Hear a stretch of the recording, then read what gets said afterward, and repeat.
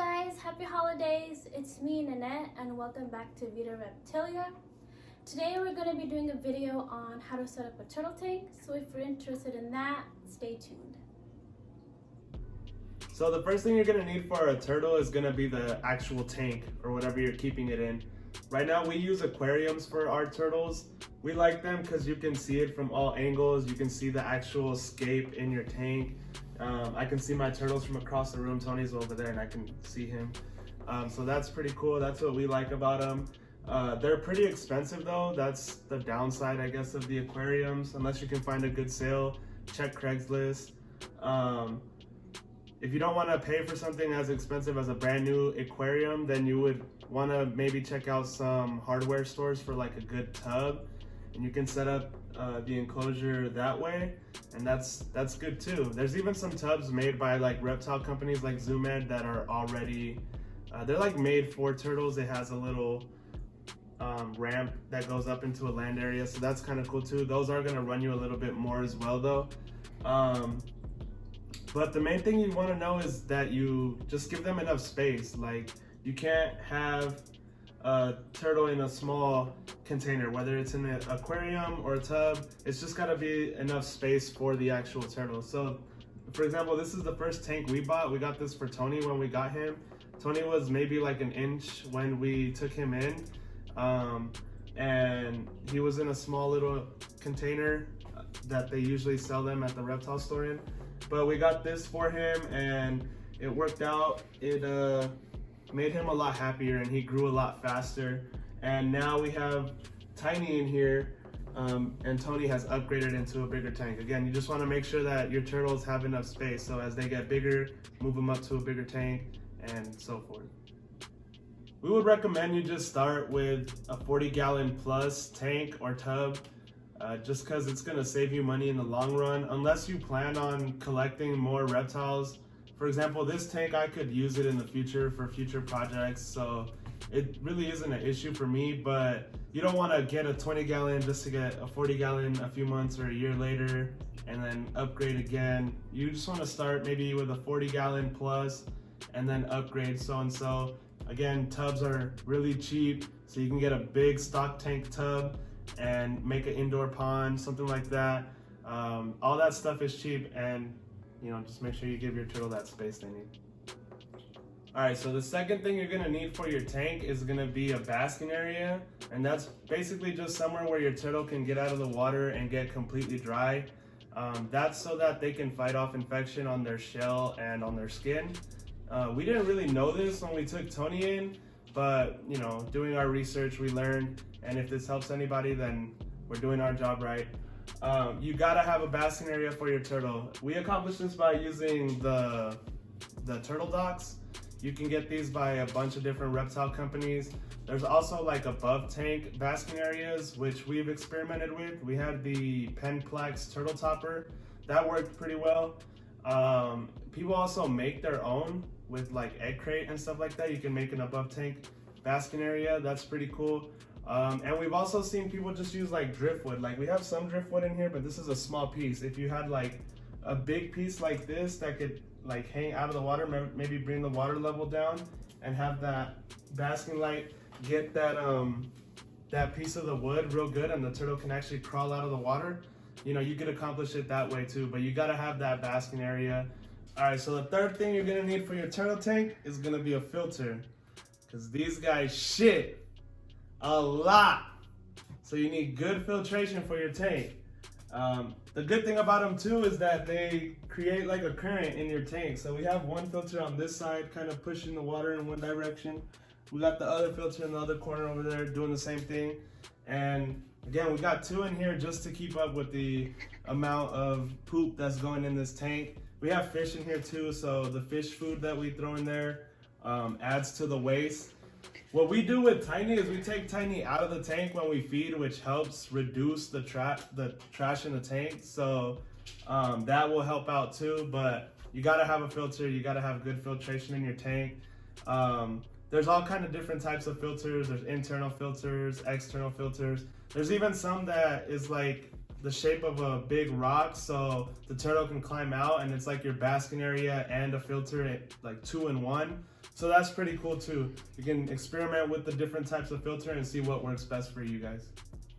All right, number 4. The fourth thing you need for your turtle tank is gonna be your lighting.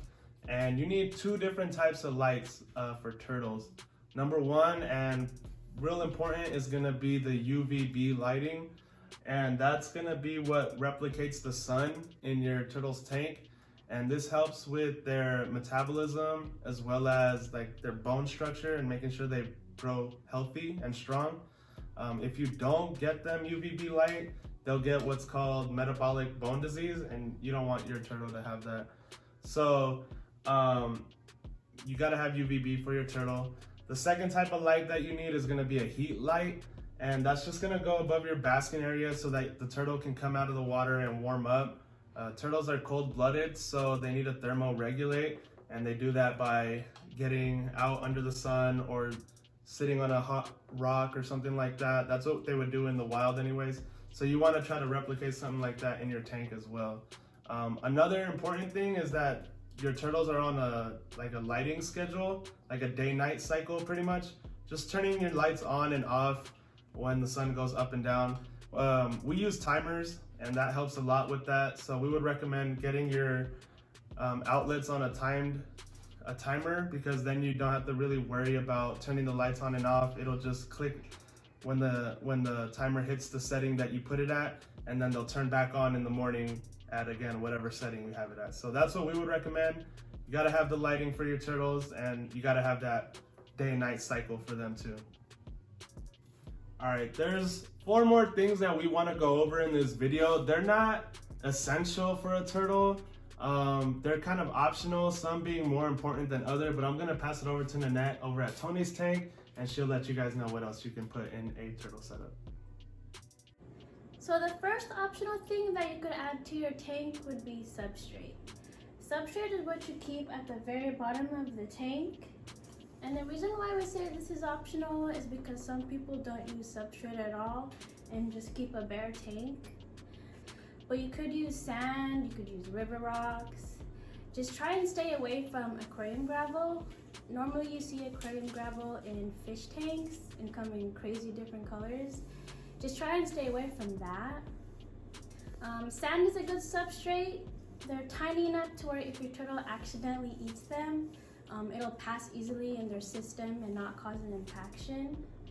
And river rocks, well, they're really big rocks, so they wouldn't be able to eat that at all. But if you're scared to use substrate, then you can keep a bare tank, that's fine. The benefits of having substrate in your tank is that it hides your turtle's waste and leftover food, and it also holds beneficial bacteria, which is good for the filtration of your tank. Whichever substrate you decide to use, just as long as you wash them thoroughly, you should be okay. And I would highly suggest getting your substrate from your local pet store or a fish store. The second optional thing that you could add to your tank would be decorations. That could be plants, caves, some people use driftwood, even real plants if you're going for that natural look. Just try not to get decorations that have too many holes in them, because it's possible that your turtle might get stuck in them. Again, you want to make sure that you rinse them thoroughly before you add them to your tank. But decorations are great, especially if you're going for an aquarium tank. It just makes your tank look nice. It creates good hiding spots for your turtle. And also, decorations hold beneficial bacteria as well. Another decoration you can include is aquarium wallpaper. You can cover the back and the sides of the tank if you'd like. Some people also paint their tank black and just keep the front open. Covering a portion of your tank is good for the turtle because it makes them feel safe and more comfortable in their enclosure. The third optional thing you can include in your tank is a heater. Now, turtles don't necessarily need a heater because when they do feel cold, they just go up to the basking area to warm up. Kind of like what Tony's doing right now. But it also wouldn't be a bad thing to include a heater in your tank. And in the wild, turtles are usually in lakes, rivers, and ponds where the water can get really cold, which is why I don't find it necessary to have a heater in your tank. You can use any fish heater, but keep in mind if your turtle breaks the heat glass, that can seriously harm them. The good thing about the Zoom Out Turtle Therm is that it covers the actual heat glass for better protection. The fourth optional thing that you can include in your tank are tank mates. This could be fish, shrimps. Tony currently shares his tank with some tiger barbs, and over at Tiny's tank we have ghost shrimps, neon tetras, and guppies.